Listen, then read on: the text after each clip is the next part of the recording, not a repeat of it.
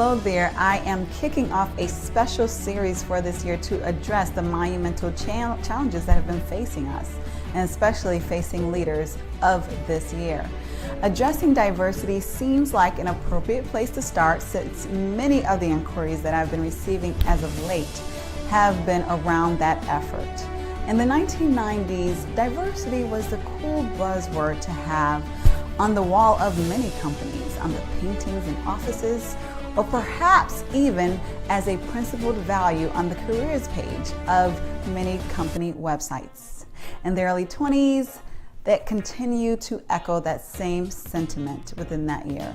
But the commitment that was originally ignited seemed to dwindle a bit. Perhaps the need did not seem as apparent anymore. After all, there was the increase, regardless of the size, of faces that looked different from the majority. Diversity began to morph into a broader requirement that no longer meant expanding the opportunities and representation of the community customer base, or even of those who were traditionally exploited and alienated as initially intended. It began to mean differences in general. If we have people who are all different in some way, we're representing diversity, are we not? We have introverts, we have extroverts, we have the innovators as well as the producers, we have the left-handed and the right-handed, and if we are really bold, we will even focus on gender diversity, bringing in more females. However, racial diversity became something passé, as inappropriate to bring it up as when it initially became a very important goal. Only decades prior, it was a priority, and only decades later, it became out of fashion. And you better not dare speak of racism, because if you are so lucky to be one of the selected few to get let in, you certainly did not want to risk that access. Now comes a time when we are all humbled. The United States is humbled, and dare I say, the world has been humbled. The egregious, painstaking, and monstrous pandemic, also known as COVID-19, has given everyone, all of us, a grand spanking. Regardless of your privileged position, it has everyone searching for the steering wheel, the continuous drive to regain what we perceived as control. On the best days, we even aim to grasp an intimate purpose for our lives. While our wounds were still open, some may have perceived theirs as healing or being healed, and others with gashes wide open. George Floyd happens. For some, this was the absolutely last emotional straw, the last straw of racism that had been detrimentally deadly to their livelihood, figuratively and physically, for a very long time. And for others, it was the last straw because they were already against the wall due to the lasting damage of this pandemic and other environmental conditions. And for some, well, for others, their eyes were opened for the absolutely first time, if you can imagine that. Or perhaps it was the first occasion that they had to focus, the opportunity to focus on such ugliness that was nothing short of a rerun for many others. Perhaps it was the explosive cocktail that was created between a massive killing pandemic and a video that would give Freddy Krueger the chills. Whatever the reason, what appears to be a tipping point, the need for diversity, and dare I even say racial diversity, once again has our attention.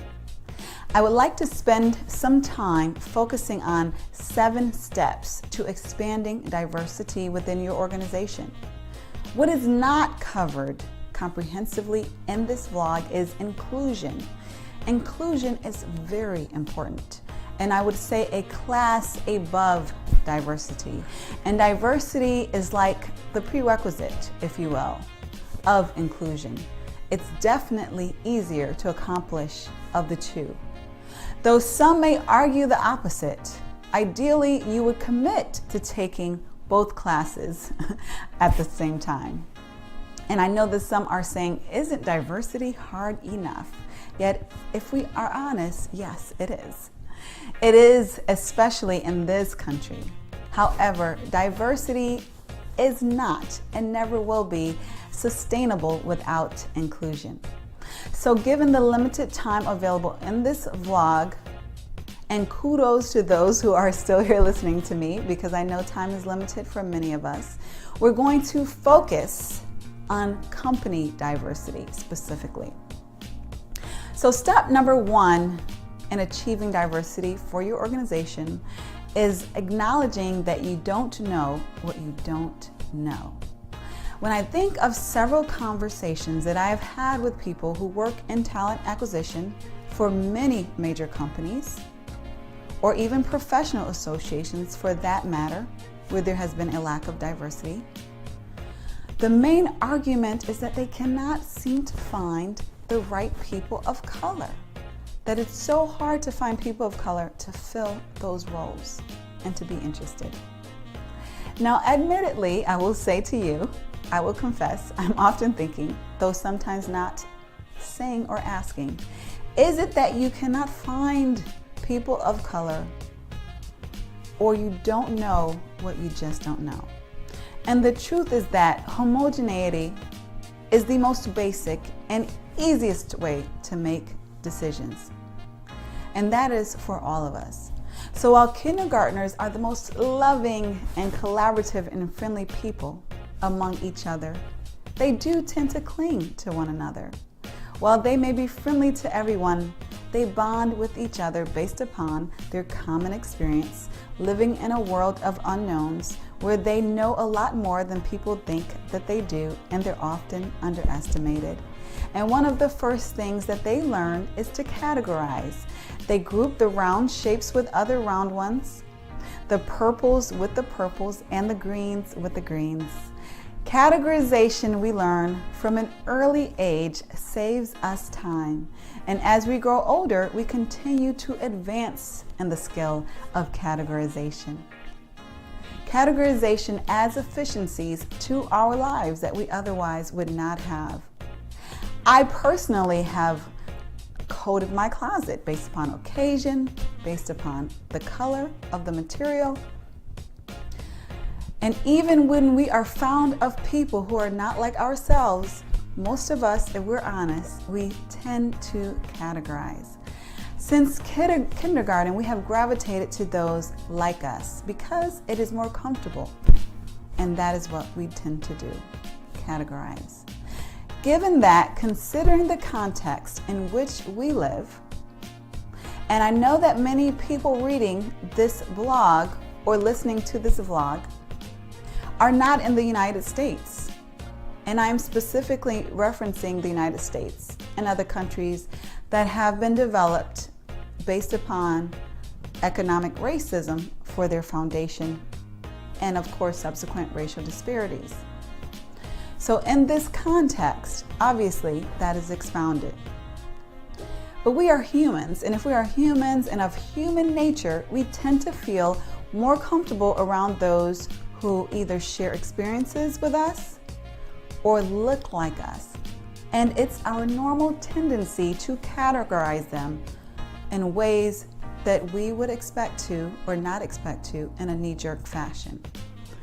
And so this knee-jerk reaction, of categorization also is the way that we will typically hire those who are like ourselves. Why would anything more or less than that be expected? And then you put that in the context of an economically driven, racially disparaging tradition, and you have what we have today, and that is a racism pandemic in a world that may ironically deem themselves as post-racial.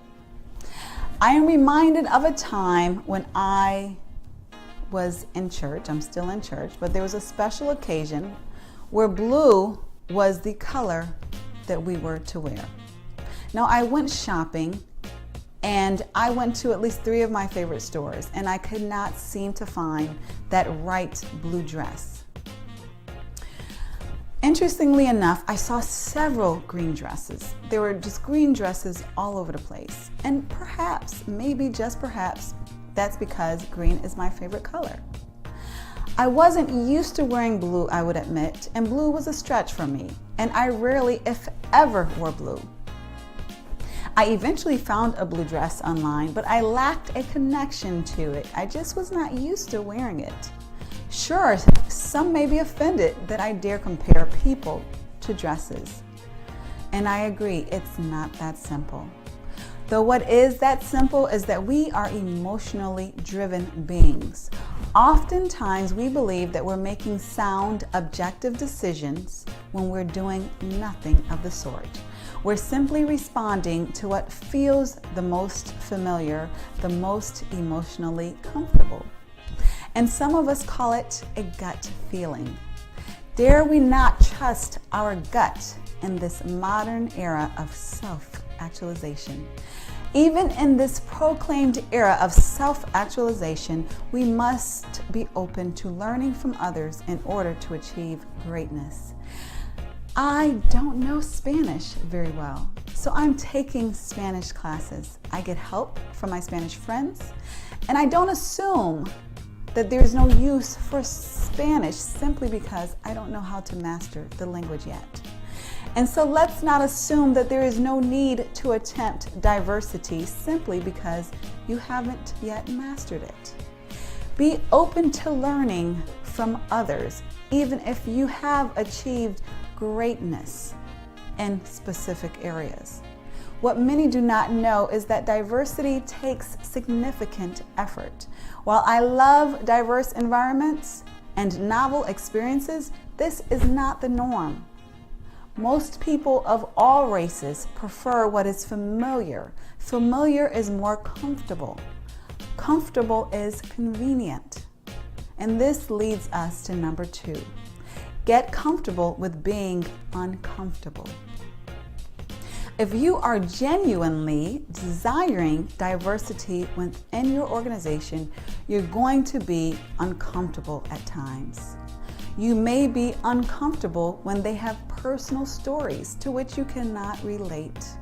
You might be uncomfortable because they don't get your jokes. You might be uncomfortable when they disagree with your seasoned and tenured opinion. If you're at the most elementary stages of racial and cultural diversity, you may even be uncomfortable by such superficialities as the differences of foods that they eat, or the differences in their hair, and even maybe their skin.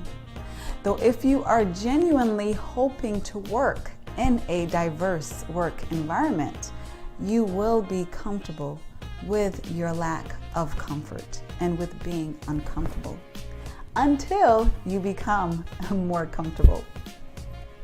The third step, which has been implied already, is to not trust your gut. Do not trust your gut when it comes to increasing diversity within your organization.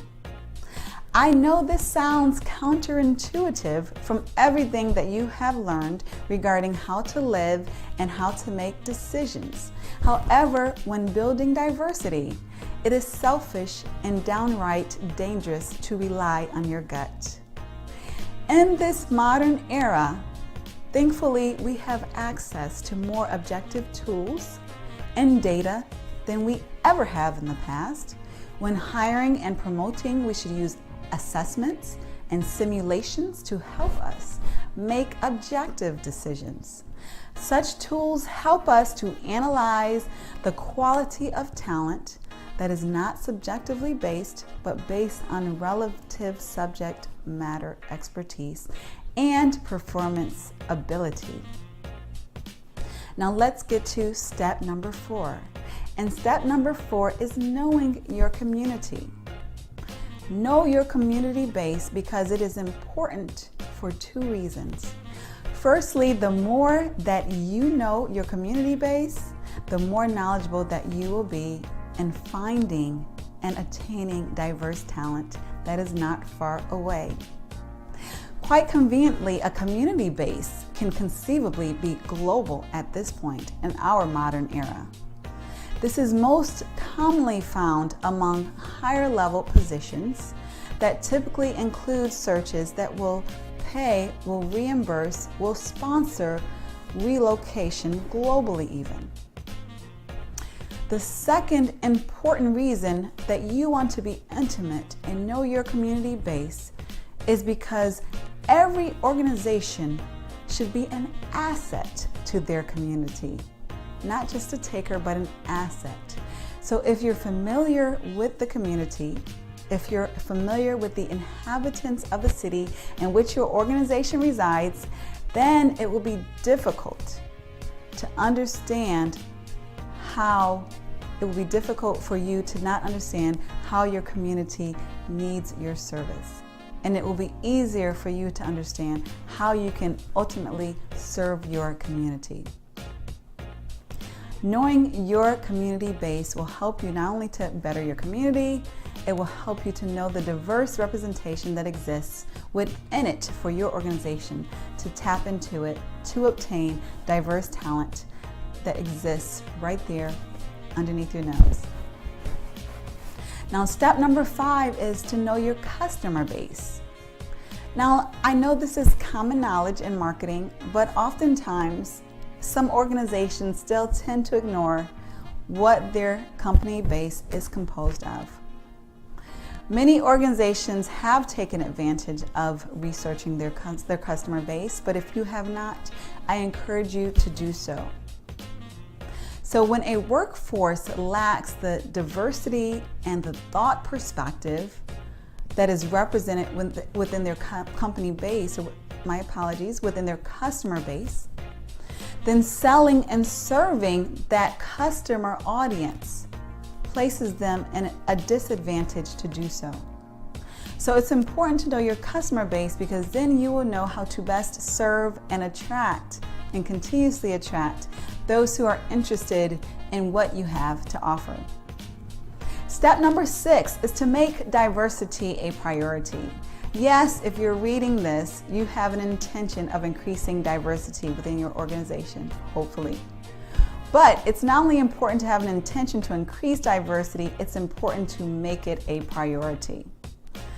Why is this important? Because as we know, most of our days are fully occupied. They're busy. We're rushing to make deadlines, working positively toward various goals, and placing effort based upon the priorities, yes, the priorities of our organization. So there are some things that we will never get to, even though they're on our list. There is never a time when we get to do everything that we want to do, but we focus on what is prioritized at the highest by our leadership. We ensure that diversity is a priority by setting direct goals tied to it.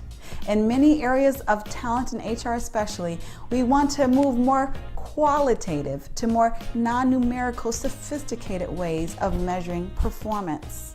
However, quantitative measurement is needed when there is a lack of sophistication to do otherwise. And for most organizations, such sophistication regarding diversity just is not there. And so we still need to quantitatively measure the diversity progress. Also, dare I say, quantitative data is still king among most C-suite layers of top organizations. If diversity is a priority, then it will be measured. What is a priority is measured, and as we all know, what gets measured is what gets done. For example, in talent acquisition, are recruiters rewarded or evaluated based upon how highly they're providing diverse represented slates? Are there staff members with significant ties to underrepresented communities on the decision-making panels? Are leaders requiring a diverse representation of interviews when they are hiring? Are there active promotions and active sponsorship and mentor opportunities and programs for underrepresented groups? This helps to expand diversity, especially among the higher ranks of the organizations. And step number 7 is to be consistent. As Coach John Wooden once said, character is measured by what we do when no one else is looking. So if diversity is a real goal of your organization, then you want to institutionalize those practices far beyond what is publicly visible. But you want to communicate to your team, to your organization, that diversity is an important value of your organization. The best way to institutionalize diverse efforts is to make it a part of your traditional dashboards. When you measure quarterly the performance of your organization or your team, you can also measure hiring and retention of diverse talent bases. In addition to lag measures, you can also use lead measures that proactively link efforts to diverse outcomes, including recruitment and internal inclusion efforts. If you find this information interesting or helpful, I have a big ask for you, and that is to please share it with others, because I know that there are some people who are genuinely struggling with diversity, and I want this to be a help with them. So share with those, especially those leaders who you believe would benefit from this information, and have a phenomenal day.